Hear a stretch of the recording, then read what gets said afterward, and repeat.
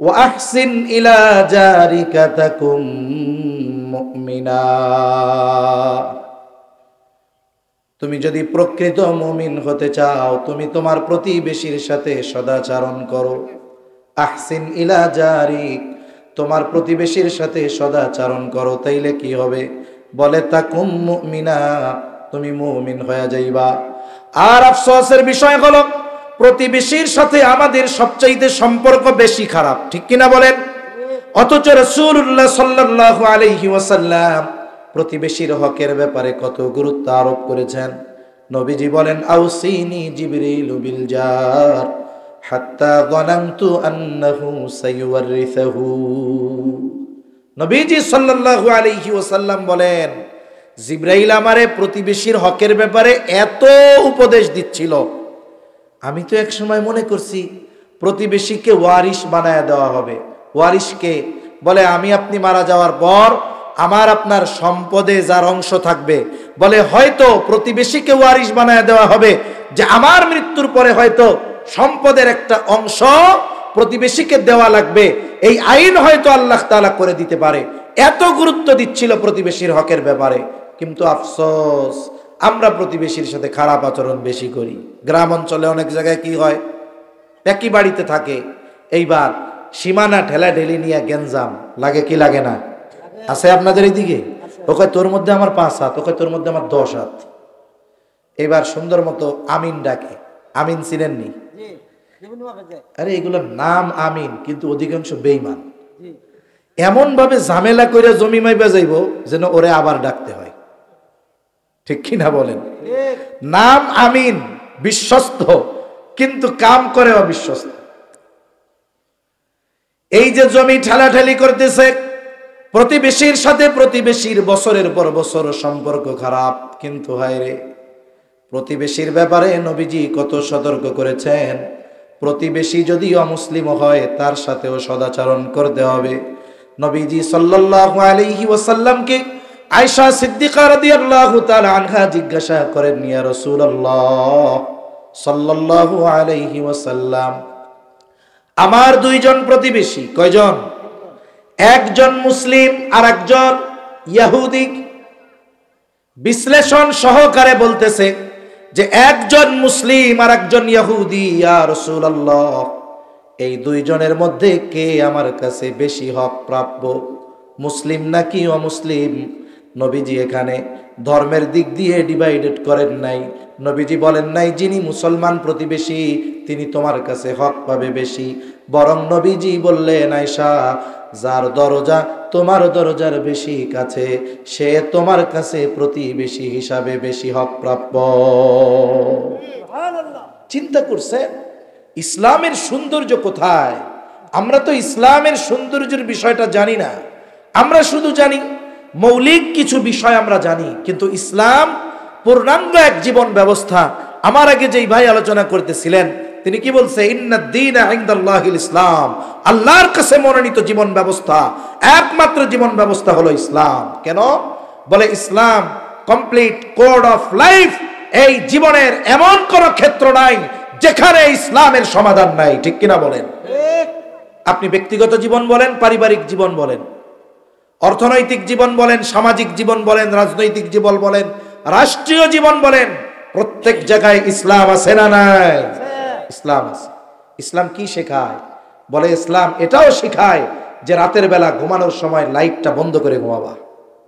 সুবহানাল্লাহ কয় না? আল্লাহ রাসূল বলেন, তিরমিজির হাদিস, রাতে যখন ঘুমাবা দরজা বন্ধ করে, লাইট বন্ধ করে ঘুমাবা।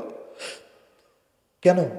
বলে তেলের বাতির সময় তেল যদি পড়ে যায় আগুন লেগে যেতে পারে ঘরে। তারপরে দ্বিতীয় বিষয়, তুমি ঘুমাবা, বাতি কেন জ্বালাবা? অপচয় হবে।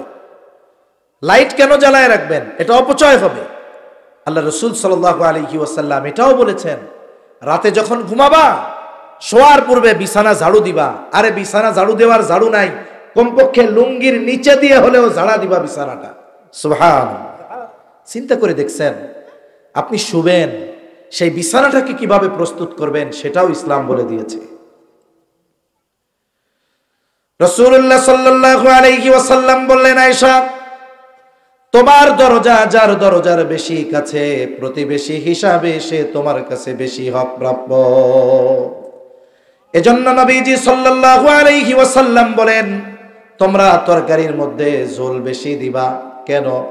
নবীজি বলেন, যাতে করে তোমরা তোমার প্রতিবেশীর খবর নিতে পারো। খবর কেমনে নেবেন? প্রতিবেশীর সাথে তো দ্বন্দ্ব। আবার কতজন যদি একটু ধনী প্রতিবেশী হয়, 2 তলা বাড়ি আছে তার, ও চিন্তা করে আমার পাশের এই ফকিরনিরে খেদাইতে পারলে ভালো হয়। এবার কি করে? জানলা দিয়া ময়লা পানি ফালায়, পোলা পানরে দাঁড়া করে কয় দে স্টার্ট দিয়া দে, প্রস্রাব করায়। আছে না এরকম? মানে আমি দেখছি, আপনাদের এলাকায় তো দেখি নাই, আমাদের এলাকায় দেখছি। মানুষ যে কত খারাপ হইতে পারে যে ওরে উৎখাত করার জন্য এরকম কষ্ট দেয়। সেজন্য খবরদার, প্রতিবেশীর সাথে আমরা কখনো খারাপ আচরণ করব না। নবীজি বলেন, ওয়ারদা বিমা কসামাল্লাহু লাকা তাকুন আগনান নাস। আমরা যেমন এই দুনিয়ায় সবচাইতে বড় আবেদ হতে চাই, আমরা এই দুনিয়ায় সকলে আসল ধনী হতে চাই। ঠিক কিনা বলেন? আসল ধনী কে? বলে টাকা পয়সা, ধন দৌলত, গাড়ি বাড়ি, ইন্ডাস্ট্রি, মিল, ফ্যাক্টরি আছে, এটা আসল বড় লোক না। বলে যার চাহিদা আছে সে কখনো ধনী হইতে পারে না। ধনী কে? বলে যার চাহিদা নাই সে। এখন আপনার এলাকার সবচেয়ে গরিব মানুষ, তার যদি চাহিদা না থাকে বুঝবেন সে ধনী, অরিজিনাল ধনী। আর 10 ফ্যাক্টরির মালিক, ওর পেট ভরে না। মনে করেন শুরু করছে কি দিয়া? এই যে মাঝে মধ্যে আপনাদের এই অঞ্চলগুলোও তো এখন ইন্ডাস্ট্রি হয়ে গেছে। আরে ভাই, 30 সাল আর 30 সাল নাই, বালুকার বালুকা নেই, এটাও কয় ঢাকা। আমাদের এলাকায় জিজ্ঞাসা করি, পোলামান থাকস কই? কয় ঢাকা থাকি। ঢাকা কই থাকস? এই তো বালুকা, 30 সাল। আমি কই বেড়া, ঢাকা কই আর 30 সাল কই? মধ্যে এক জেলা গাজীপুর পাড়ি দিয়া তুই বালুকা পার হয়ে চলে গেছ, 30 সাল তুই কস ঢাকা। তার মানে এই এলাকাগুলো এত বেশি শিল্প উন্নয়ন হয়েছে, এই এলাকাগুলোয় এত মিল, ফ্যাক্টরি, ইন্ডাস্ট্রি হয়েছে যে এটা মোটামুটি ঢাকার সাথে কানেক্টিং হয়ে গেছে। এই জন্য কয় এটাও ঢাকা। অথচ ঢাকা কত দূর এখান থেকে, তাই না? কিছুদিন পরে আল্লাহ জানে, ময়মনসিংহ শহরে থাকলেও কইব আসি ঢাকা। ঢাকা কই? কয় ঢাকা ময়মনসিংহ। তা দেখেন, যেহেতু আশেপাশে গার্মেন্টস ফ্যাক্টরি আছে, অনেক সময় গার্মেন্টস ফ্যাক্টরির শ্রমিক যারা, এদের যথাযথভাবে বেতন না দেওয়ার কারণে এরা নিজেদের বেতন আদায়ের জন্য রাস্তা ব্লক করে। ঠিক না? আসলে বেচারাদের ঠকানো হয়। এ ঠকানোর পলিসিটা ভিন্ন। এ পলিসি কেমন? এ পলিসিটা হলো, মায়েরটা দেওয়া হয় টাকা আর ডলারের মায়ের। এটা মনে করেন টাকার মান কমছে, ডলারের দাম বাড়ছে, তখন ওরা টাকার পরিমাণ বাড়ায় কিন্তু ডলারের পরিমাণ কম বাড়ে, যার কারণে দেখা যায় আগে যা পাইতো তার চেয়ে এখন আরো কম পায়। যাই হোক, ওইটা বুঝাইতে গেলে লম্বা সময় লাগবে। এরা আন্দোলন করে। এখন মালিকরা কি বলে? মালিকরা সংবাদ সম্মেলন করে বলবে, এইভাবে যদি চলে তাহলে আমাদের রাস্তায় বসা ছাড়া আর কোনো উপায় নাই, আমরা ফকির হয়ে যাচ্ছি। এখন সরকারের কাছে কি বলে? যে আমাদেরকে প্রাণাদনা দিতে হবে, আমাদেরকে লোন দিতে হবে, এই দিতে হবে, সেই দিতে হবে, নাইলে আমাদের পথে বসা ছাড়া উপায় নাই। এরকম বলে কি বলে না? তার মানে এরা বোঝায় ওই শ্রমিক যারা বেতন পায় নাই ওদের চাইতে ওরা আরো কষ্টে আছে, এরকম বোঝায় না? ওরা শুধু বলে ব্যবসায় লস লস লস। তাইলে আমি ওই সমস্ত মানুষদের কাছে আমার জানতে মন চায়, জীবনে শুরু করছিলা কি দিয়া? অনেক ব্যবসায়ী তার জীবনের গল্প বলে, বলে আমি ঢাকা শহর এসেছি, 3 বছর গার্মেন্টসের কাজ করছি, এরপরে নিজে একটা মেশিন কিনছি, 3 বছর নিজে কাজ করিয়া এই কাজ বুঝে আরো 10টা মেশিন জমি বিক্রয় করে কিনছি, এই তো আমার শুরু হলো পথ চলা। এখন আমি বাংলাদেশে 20টা গার্মেন্টস ফ্যাক্টরির মালিক। এরকম জীবনী শোনায় না অনেক সময়? ওই বেটাও বেতন দেওয়ার সময় কি কয়? যে আমার টাকা নাই, রাস্তায় বসা ছাড়া উপায় নাই, খালি লস লস। আমি ওরে জিজ্ঞাসা করি, তোর যদি ব্যবসায় লস হইতো তুই গার্মেন্টস শ্রমিক থেকে 20টা ফ্যাক্টরির মালিক কেমনে হইলে? এটা আগে কও। ঠিক কিনা বলেন? ও এই যে বলে লস লস, এর দ্বারা কি বুঝায়? ওর পেট এখনো ভরে নাই, আরো 50টা দেন, তাও বলবে লস হচ্ছে না কিছু, ফকির হয়ে গেলাম। বলেন, যেই লোকের চাহিদা আছে সেই লোক কি ধনী হইতে পারে? সে লোক ধনী হইতে পারে না।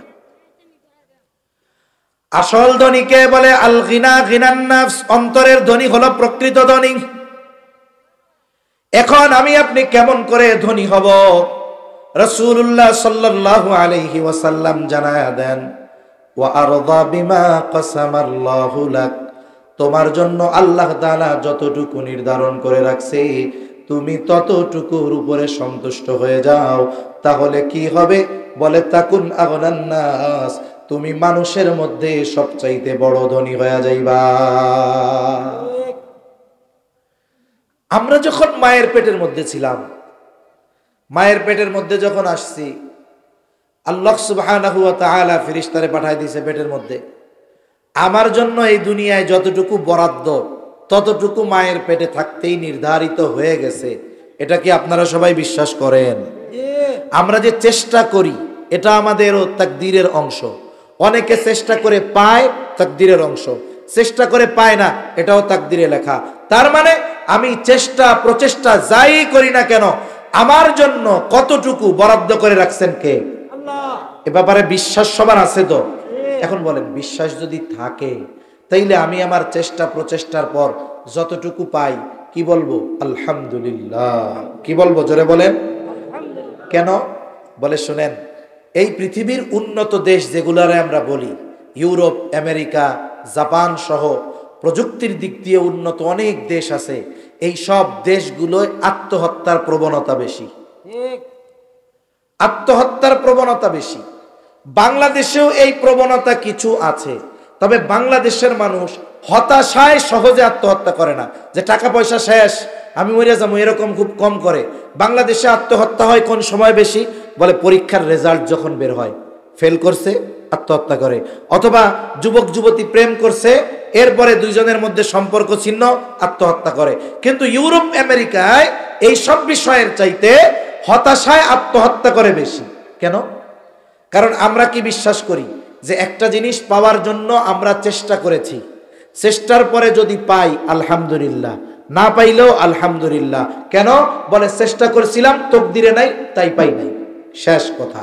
কিন্তু ওরা মনে করে যে মানুষ চেষ্টার মাধ্যমে সব অর্জন করতে পারে, এজন্য চেষ্টা করে যখন সফলতা অর্জনে ব্যর্থ হয় ওরা করে আত্মহত্যা, আমরা কই আলহামদুলিল্লাহ। ঠিক কিনা বলেন? এ পৃথিবীর যেই দেশগুলোর মধ্যে শান্তির দেশ বলা হয় এর মধ্যে অন্যতম একটা হলো জাপান। বলে এই জাপানে আত্মহত্যার জন্য আলাদা জঙ্গল আছে। পৃথিবীর মধ্যে সেরা শান্তির দেশগুলোর মধ্যে একটা হলো সুইজারল্যান্ড, 1-2 এর মধ্যে হবে। বলে এই সুইজারল্যান্ডে মানুষ যখন হতাশায় ভুগে, বাঁচতে মন চায় না, সরকারের কাছে দরখাস্ত করে আত্মহত্যা করা যায়। মানে কেমনে? ওর অসুবিধার কথা বলে যে আমি আমার জীবনের এই ব্যর্থতার কারণে আর বেঁচে থাকতে চাই না, ফরম থাকে আর কি। এবার ওরে লেখা আছে যে তুমি কি জন্য মরতে চাও, লেখছে। এবার তুমি কিভাবে মরতে চাও?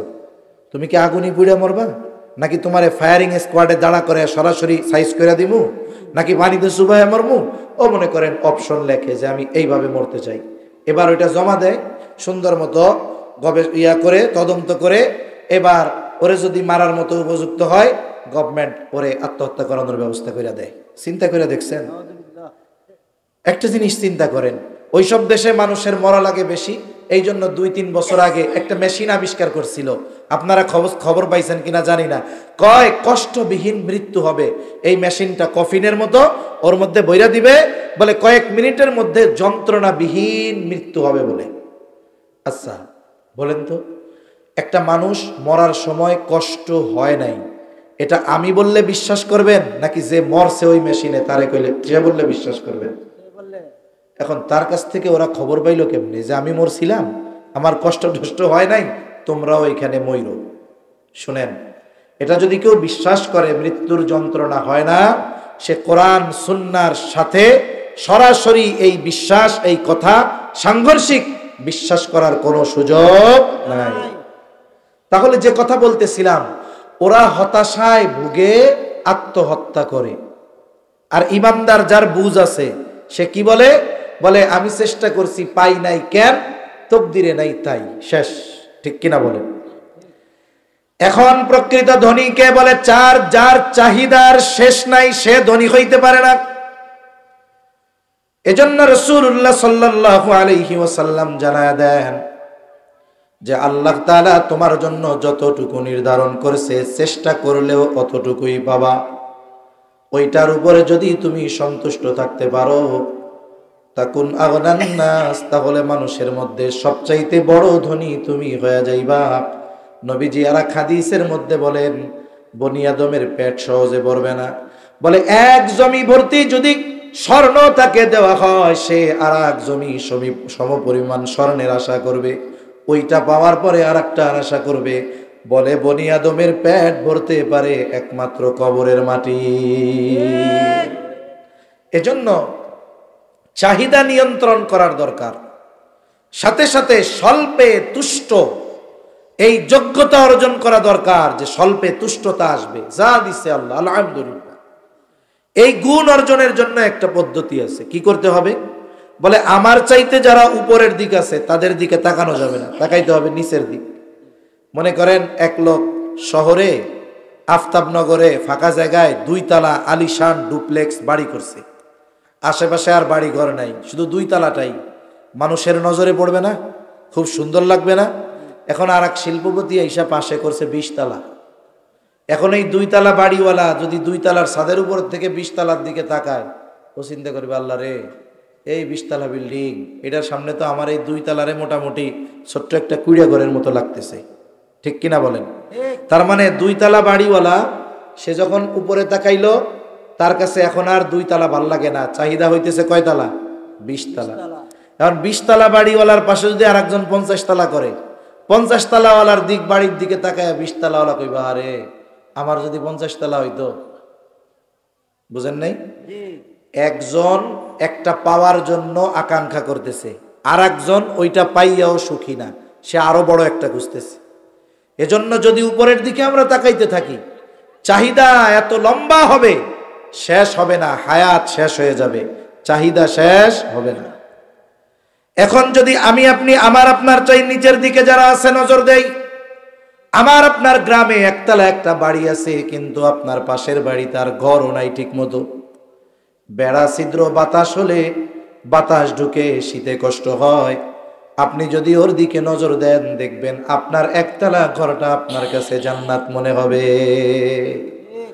শহরের মধ্যে কত মানুষ রাস্তার উপরে পাশে শুয়ে থাকে, ফুটপাতের মধ্যে, হায়রে প্রচন্ড শীত, গায়ে দেওয়ার জন্য কোনো কাপড় নাই, লুঙ্গিটারে খুইলা অর্ধেক গায়ে দেয় আর অর্ধেক দিয়া পা ঢাইকা এরপরে ঘুমায়। আমি আপনি কত আরাম করে আরামের বিছানায় কম্বল গায়ে দিয়া, শীত না যদি কম্বলেও না যায় ল্যাপ গায়ে দেই, আবার কত আরামের পোশাক, জ্যাকেট আছে, কোট আছে, হ্যাট আছে, জুতা আছে, মোজা আছে, সব আছে। কিন্তু হাজার হাজার লক্ষ লক্ষ মানুষ এই দেশে আছে, শীত দূর করার জন্য যথেষ্ট পরিমাণ শীতের পোশাক তার কাছে না। এজন্য এই মানুষগুলোর দিকে যখন নজর দিব, তখন আমার যা আছে ওইটায় আমি খুশি থাকবো, তৃপ্ত থাকবো, আর বারবার জবানে আসবে আলহামদুলিল্লাহ, আল্লাহ আপনি ওদের চাইতে আমারে কত ভালো রাখছেন। আর যদি উপরের দিকে তাকাই, আলহামদুলিল্লাহ কইতেও মনে থাকবে না, খালি আল্লাহ রে যদি আমারে 20 তলা দিতেন, হায়াত ফুরায় যাবে, এপাশ দিয়ে চাহিদা শেষ হবে না। এখন বলেন, যেই অন্তরে সবসময় চাই চাই চাই, শান্তি কি আছে? সেজন্য আমি যতটুকু পেয়েছি বিশ্বাস রাখবো, এটা আমার জন্য নির্ধারণ করছেন কে? আরে আল্লাহ নির্ধারণ করছে, আমি খুশি, আল্লাহ দিয়া খুশি, আমি পাইয়া খুশি। নবীজি বলেন এই চিন্তাধারা তোমার মধ্যে আছে, তুমি মানুষের মধ্যে সবচাইতে ধনী। সুবহানাল্লাহ বলেন।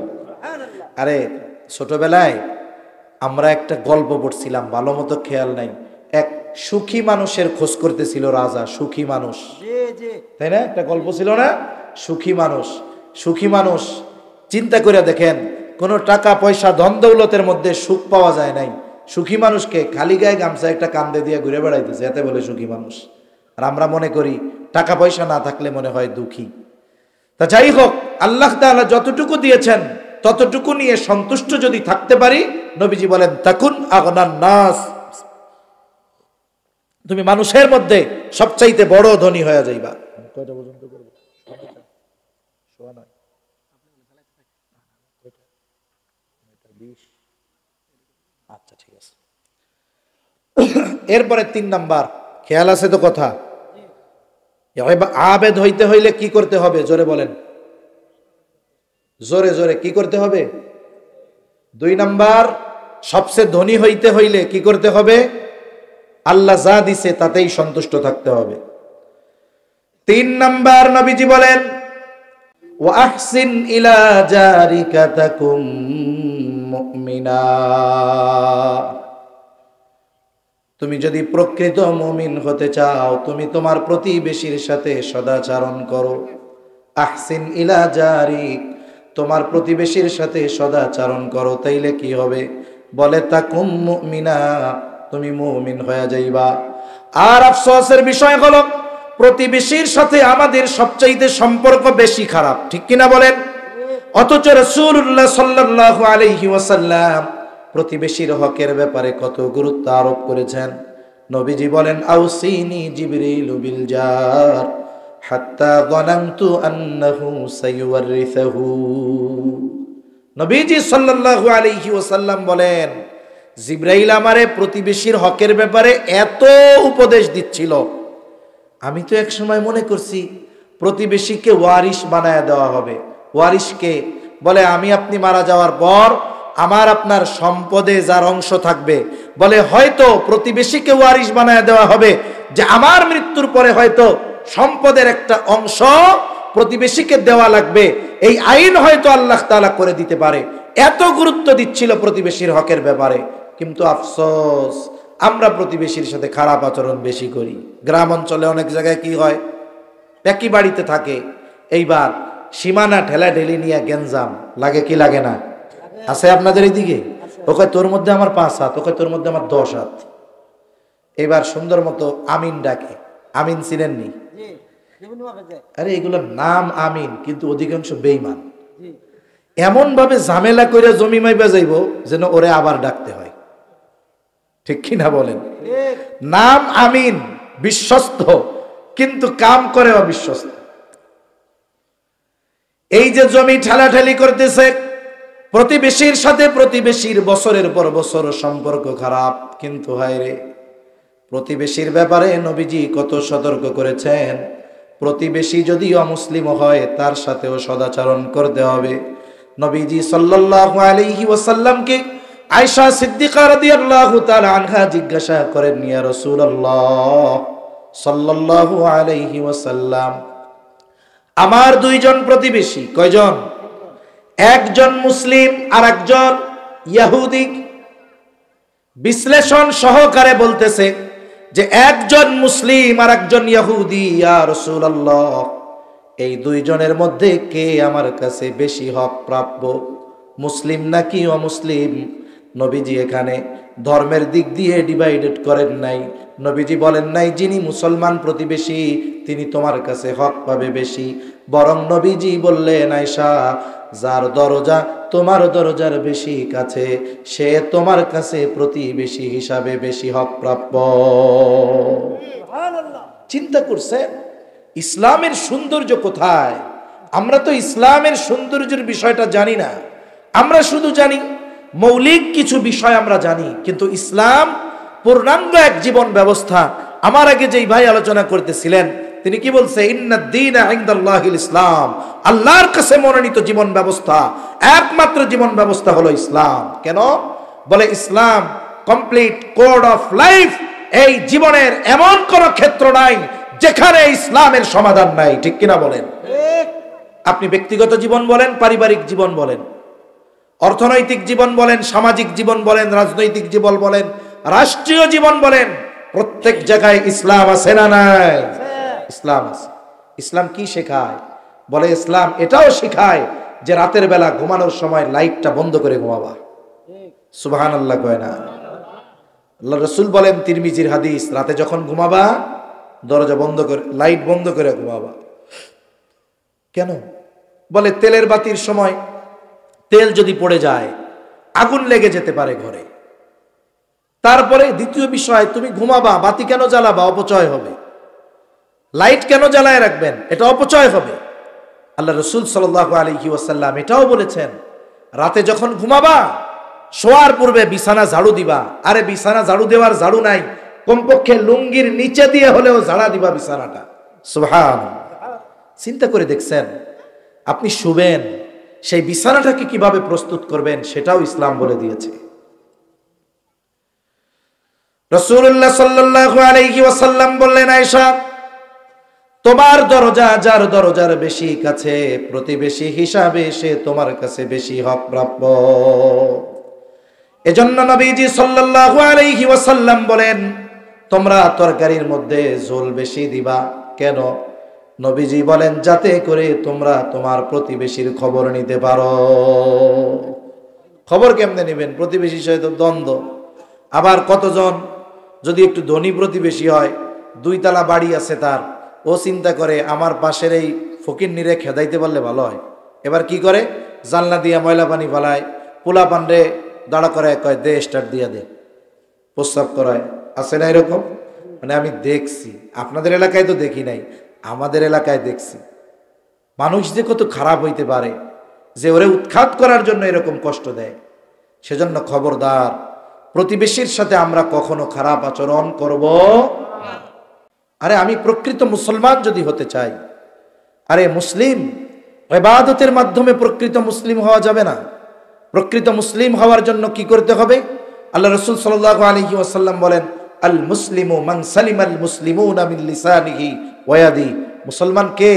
বলে যার হাত এবং জবান এবং হাতের অনিষ্ট থেকে অপর মুসলমান নিরাপদ থাকে। নবীজি বলেন, এটাই হলো আসল মুসলমান। সুবহানাল্লাহ। আরে হাজ্জাজ বিন ইউসুফ 5 ওয়াক্ত নামাজ পড়তো। হাজ্জাজ বিন ইউসুফও কি করতো? 5 ওয়াক্ত নামাজ পড়তো। কিন্তু কত সাহাবা একরামকে সে শহীদ করেছে, হত্যা করেছে নির্মমভাবে। সেজন্য আমার আপনার দ্বারা যেন শুধু প্রতিবেশী না, কোন মুসলমান যেন আমার আপনার দ্বারা কষ্ট না পায়। আরে আপনি ধনী, টাকা পয়সাওয়ালা, আপনার আত্মীয় স্বজন এসপি আছে, ডিসি আছে, সচিব আছে, জয়েন্ট সেক্রেটারি আছে, সচিব, উপসচিব সব আছে, মানলাম। কিন্তু বলেন তো, রাতের বেলা যদি আপনার বাড়িতে আগুন লাগে, ওই সচিব যদি আগুন রে ফোন করে, এই বেটা আগুন, আমার সচিব, আমি আত্মীয়, আমি সচিব, আমি আত্মীয়, আগুন লাগাইছস কেন ওই বাড়ি? দিবে যা, নিববে আগুন। মনে রাখবেন, প্রতিবেশীর সাথে ভালো আচরণ করবেন। প্রতিবেশী যদি দরিদ্র হয়, গরিব হয়, অসহায় হয়, আপনি গভীর রাতে বিপদে পড়লে আপনি ডাক দিলে আপনার আশেপাশের ধনীরা অগ্রসর হবে না, বলে ওই দরিদ্র মানুষগুলোই আগে সাহায্যের জন্য ছুটে আসবে।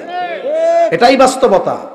এজন্য আপনার সম্পদ, টাকা পয়সা, আত্মীয় স্বজন যদি প্রভাব প্রতিপত্তিশালী থাকে, এদেরকে সামনে এনে আপনি প্রতিবেশীর উপরে জুলুম করবেন না, তাহলে আপনি ভুল করবেন। 1 নম্বর, আপনি ইসলামের দিক দিয়ে ক্ষতিগ্রস্ত হবেন। 2 নম্বর, জাগতিক দিক দিয়ে হলেও আপনি ক্ষতিগ্রস্ত হবেন। সেজন্য আল্লাহ রাসূল সাল্লাল্লাহু আলাইহি ওয়াসাল্লাম বলেন যে তোমরা প্রতিবেশীর সাথে ভালো ব্যবহার করো, ইহসান করো প্রতিবেশীর উপর। ইহসান মানে কি জানেননি? সে আমার সাথে যতটুকু ভালো ব্যবহার করবে, তার চাইতে আমি তার সাথে আরো বেশি ভালো ব্যবহার করব। অনেক সময় আমরা বেজার হয়ে যাই প্রতিবেশীর বাচ্চাদের আচরণে, কথায়। হাঁস মুরগি আসলে, এই 2 বছর আগে বরিশালে এক জায়গায় ঘটনা ঘটছে, এক বাড়ির হাঁস আর এক বাড়ি গেছে। আরে ভাই, হাঁস, মুরগি, গরু, ছাগল এরা তো অবলা প্রাণী, ওরা কি বুঝে যে এদের মধ্যে আর এদের মধ্যে দুশ্মনী আছে? এটা কি ওরা বোঝে নাকি? হাঁস গেছে কেন, এটা নিয়ে ওই লোক রাগের ঠেলায় হাঁস রে বাউড়ে মেরে ফেলছে। কারণ হাঁসের মালিকও আসতে প্রতিবাদ করতে, এবার মারামারি লাগছে, ঘটনাস্থলে একজন জায়গায় নিহিত। কি প্রতিহিংসা আমাদের মধ্যে, কি কঠোর হৃদয় হয়ে গেছে আমাদের। এজন্য অনুরোধ করব আপনাদেরকে যে কমপক্ষে প্রতিবেশীর সাথে আমরা সুসম্পর্ক রাখবো ইনশাআল্লাহ। আর প্রতিবেশী যদি দরিদ্র হয়, আমরা তাদের ব্যাপারে খেয়াল রাখবো যে আমি তো দৈনন্দিন ভালো খাচ্ছি।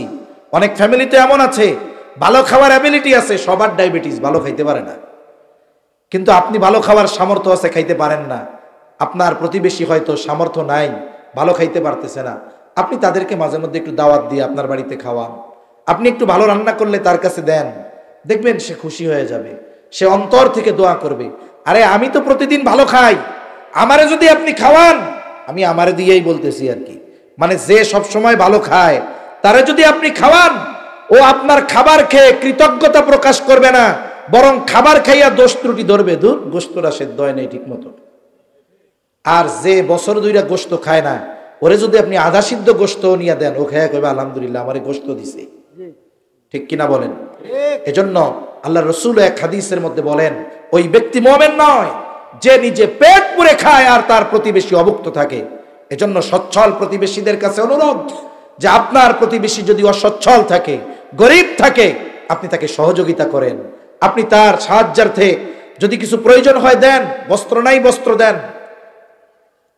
এক হাদিসের মধ্যে আছে, এটা কবিতা আকারে অনেক আগে ছিল, হাসরের দিন আল্লাহ তাআলা বান্দাকে বলবে, বান্দা আমি অভুক্ত ছিলাম, তুমি আমাকে খানা দাও নাই, আমি পিপাসিত ছিলাম, তুমি আমাকে পানি পান করাও নাই, আমি অসুস্থ ছিলাম, তুমি আমাকে সেবা শুশ্রূষা করো নাই। বান্দা বলবে, আল্লাহ আপনি এগুলো থেকে মুক্ত কেমনে করব আপনার জন্য এগুলো? তখন আল্লাহ বলবে, তোমার প্রতিবেশী অভুক্ত ছিল, তাকে তুমি খানা দাও নাই, যদি খানা দিতা আমি আল্লাহ এটা পেয়ে যাইতাম। তোমার প্রতিবেশী পিপাসিত ছিল, তুমি যদি তাকে পানি পান করাইতা আমি পেয়ে যাইতাম। তোমার প্রতিবেশী অসুস্থ ছিল, তুমি যদি তাকে দেখতে যাইতা, তার সেবা শুশ্রূষা করতা, আমি আল্লাহ এগুলো পেয়ে যাইতাম। এজন্য খেদমতে খালক, মানব সেবা, এটা বড় একটি সেবা। আর সে যদি আপনার প্রতিবেশী হয় তাহলে তার হক অনেক বেশি। আবার প্রতিবেশীর সাথে যদি আত্মীয় হয় তাহলে হক তো দ্বিগুণ। ঠিক কিনা বলেন? আমরা খেয়াল রাখবো, প্রতিবেশীর সাথে কখনো খারাপ আচরণ করব না। এরপরে নবীজি বলেন, ওয়া আহিব্বা লিন্নাস মা তুহিব্বু লিনাফসিক। নবীজি বলেন, ওয়া আহিব্বা লিন্নাস, মানুষের জন্য সেটাই পছন্দ করবা, মা তুহিব্বু লিনাফসিক, যেটা তুমি নিজের জন্য পছন্দ করো। এটা আচরণের দিক দিয়ে হতে পারে, অন্যান্য সব দিক দিয়ে হতে পারে। আপনারা একটু জবাব দিবেন, আপনারা কেউ কি এই বিষয়টা পছন্দ করেন নাকি যে কেউ আপনার সাথে বা আমাদের সাথে খারাপ আচরণ করুক? কেউ পছন্দ করেন? তাহলে কেন আপনি আমি আরেকজনের সাথে খারাপ আচরণ করি? আমাদের অভ্যাসটা এইটাই তো। বলে আমি আমার সাথে ভালো আচরণ করুক মানুষ, এটা চাই, কিন্তু আমি আরেকজনের সাথে কেন খারাপ আচরণ করব? সেজন্য আল্লাহর রাসূল বলেন যে তুমি মানুষের জন্য ওইটা পছন্দ করবা যেটা নিজের জন্য পছন্দ করো। আপনি ব্যবহারের ক্ষেত্রে কি, আমি চাই মানুষ আমার সাথে ভালো ব্যবহার করুক, তাহলে আমিও মানুষের সাথে ভালো ব্যবহার করব। আবার দেখেন, অনেক সময় আমরা দান সাদকা করার সময় উৎকৃষ্টটা না দিয়ে নিকৃষ্টটা দেওয়ার চেষ্টা করি। অনেকে তো দান সাদকা করতে গেলে মনে করেন একজনের 100 টাকার নোট একটা ছিঁড়ে গেছে, এটা কোনো জায়গায় চলে না। দোকানদার নেয় না, ফকিরে দিতে গেলে সেও নেয় না। এখন চিন্তা করে, এই টাকার স্থান মসজিদের দান বাক্স ছাড়া আর কোনো জায়গায় হইতে পারে না। এবার দান বাক্স আসলো, দান বাক্সে সেরা 100 টাকা দিয়া 90 টাকা নিল, মনে মনে কাই ভালোই হইলো, সেরা টাকাও চালাইলাম, 10 টাকা দানও করলাম, আলহামদুলিল্লাহ। কাজ হবে না। আবার দেখেন আমাদের দেশে বিশেষ করে রমজান মাসে অনেক সাহেবরা যাকাত দেন। যাকাত, হায় রে হায়, যাকাত তো দরিদ্র বিমোচনের অন্যতম একটি মাধ্যম। সাথে সাথে মনে রাখবেন, আমার টাকার যেই যাকাত, এই যাকাতটা আমার মালকে পরিশুদ্ধ করবে, এবং এই যাকাতের টাকাটা এটা গরিবের বা যাকাত যিনি নেওয়ার উপযুক্ত তার হক। তার কি? জোরে বলেন, বলেন তো। আমি যদি কারো হক আদায় করি তাহলে এটা কি তার প্রতি দয়া করা হয়? আমি তো হক আদায় করতেছি। উচিত তো ছিল যাকাত গ্রহীতা যিনি, আমি তার কাছে গিয়ে যাকাত পৌঁছিয়ে দিব। কিন্তু আমরা কি করি? বলে যাকাত যখন দেওয়ার সময় হয় ওনারা ঘোষণা দেন অমুক দিন যাকাত দেওয়া হবে। সকাল 6টায় দরিদ্র মানুষেরা লাইন ধরে সিরিয়ালে সিরিয়ালে বসে থাকে, রোজার মাস রোজা রেখে। সকাল 6টায় এসে বসা, গেট খোলা হয় 1টার সময় 2টার সময়। প্রচণ্ড দুপুর, পানি শূন্যতা, রৌদ্রের মধ্যে বসে থেকে দরিদ্র মানুষগুলো কত আশা নিয়ে বুক বেঁধে বসে থাকে। ঢোকার পরে কি দেয়? কয়েকখান শাড়ি দেয় আর একখান লুঙ্গি দেয়। আনছে কোত্থেকে? বলে ইসলামপুর থেকে পাইকারি জাকাতের শাড়ি আর লুঙ্গি কিনে আনছে। জাকাতের শাড়ি আর লুঙ্গি এটা আলাদা কোনো পরিভাষা নয়। জাকাতের জন্য আলাদা শাড়ি লুঙ্গি নাই। জাকাতের শাড়ি লুঙ্গি এর বিপরীত অর্থ কি? বলে বাজারের সবচাইতে নিকৃষ্ট কাপড়টা আর লুঙ্গিটা হলো জাকাতের লুঙ্গি আর কাপড়। ঠিক কিনা বলেন? যেই দোকানে লেখা দেখবেন এখানে জাকাতের লুঙ্গি আর শাড়ি পাওয়া যায়, বুঝবেন এটা বাজারের সবচাইতে কম দামি পণ্য এই দুইটা। আপনি একজনের হক দিচ্ছেন, দিবেন খারাপটা। যদি আপনারে বলা হয় ওই লুঙ্গিটা আপনি পরেন, আপনার ওয়াইফকে ওই শাড়িটা পরান, আপনি ধমক দিয়ে হয়তো তাকে আঘাত করতে পারেন, তার মানে আপনি তার হক প্রদানের ক্ষেত্রেও আপনি বেঈমানি করতেছেন। সাথে সাথে সাধারণ দান সাদকা যেখানে উত্তমটা করার ব্যাপারে উৎসাহ দেওয়া হয়েছে, সেখানে গরিবের হক আপনি এই যাকাত দেওয়ার নামে তামাশা করতেছেন। এগুলোর দ্বারা প্রকৃতপক্ষে যাকাত আদায় হয় না। আপনি এগুলো বাদ দেন। সব করার কি দরকার? আপনার 20 লক্ষ টাকা যাকাত হয়েছে, আপনি এই 20 লক্ষ টাকা ব্যয় করে কমপক্ষে 40 জন মানুষকে স্বাবলম্বী করতে পারবেন। কি হবে? নবীজির কাছে আমরা ছোটবেলায় গল্প পড়েছি, একজন ভিক্ষুক এসেছে ভিক্ষা নেওয়ার জন্য। রাসূল সাল্লাল্লাহু আলাইহি ওয়াসাল্লাম ভিক্ষা করতে নিরুৎসাহিত করেছেন। এই তোমার বাড়ি কি আছে? কম্বল আছে, নিয়ে আসো। এবার বেচছে, বেচে এটা দিয়ে একটা কুঠাল কিনে দিছে, কুড়াল। এই লোক কুড়াল হাজত করুক। আল্লাহ তাআলাও বলেন ফালইয়াদহাকু কালিলা ওয়ালইয়াবকু কাসীরা। আল্লাহ সুবহানাহু ওয়া তাআলা বলেন হাসো কম কাঁদো বেশি। আরে আমরা যদি একটু চিন্তা করতাম, এতটুকু ফিল আমাদের মধ্যে আসতো যে চোখ দুটো বন্ধ হলে কবর থেকে কি অবস্থা হবে, এই চিন্তা যদি করতাম, কান্না থামাইতে পারতাম না। হযরত ওসমান গনি রাদিয়াল্লাহু তাআলা আন জিন্নুরাইন, নবীজি 2টি কন্যা তার সাথে বিবাহ দিয়েছেন। যখন দ্বিতীয় কন্যা মারা গেছে, নবীজি বলতেছে ওসমান, আমার তো আর অবিবাহিত কোনো মেয়ে নাই, থাকলে এটাও আমি তোমার সাথে বিবাহ দিতাম। জান্নাতের সুসংবাদ প্রাপ্ত 10 জনের একজন। শুধু তাই না, একটা ঘটনাকে কেন্দ্র করে নবীজি ওসমান রাদিয়াল্লাহু তাআলা আনহুর ব্যাপারে বলেছেন, ওসমান আল্লাহর কাছ থেকে জান্নাত কিনে নিয়েছে। এই ওসমান গনি যখন কবরের পাশে যাইতেন, দরদর করে কান্না করতেন। জিজ্ঞাসা করা হয়, আপনি জান্নাতের সুসংবাদ প্রাপ্ত 10 জনের একজন, আপনি এরকম কান্না করেন কেন? বলে, আমারে জান্নাতের গ্যারান্টি নবী দিছে, কিন্তু কবরে আমার সাথে কেমন আচরণ করা হবে এই গ্যারান্টি তো নবী আমাকে জানান নাই। সেজন্য আখিরাতের কথা, মরার কথা চিন্তা করতে হবে। এজন্য আল্লাহর নবীও বলেন আকসিরু যিকরা হাদিমিল লাযযাত, ওই জিনিসের স্মরণ বেশি বেশি করো যেটা সকল কিছুর স্বাদকে বিনষ্ট করে দেয়। সেটা কি? বলে ইয়ানি আল মাউত, সেটা হলো মৃত্যু।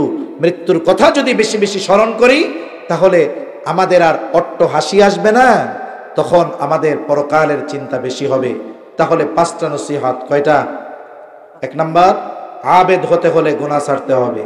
2 নাম্বার, প্রকৃত মুমিন যদি হতে হয়, প্রকৃত ধনী যদি হতে হয়, স্বল্পে তুষ্ট হতে হবে, আল্লাহ যা দিছে তাতেই খুশি।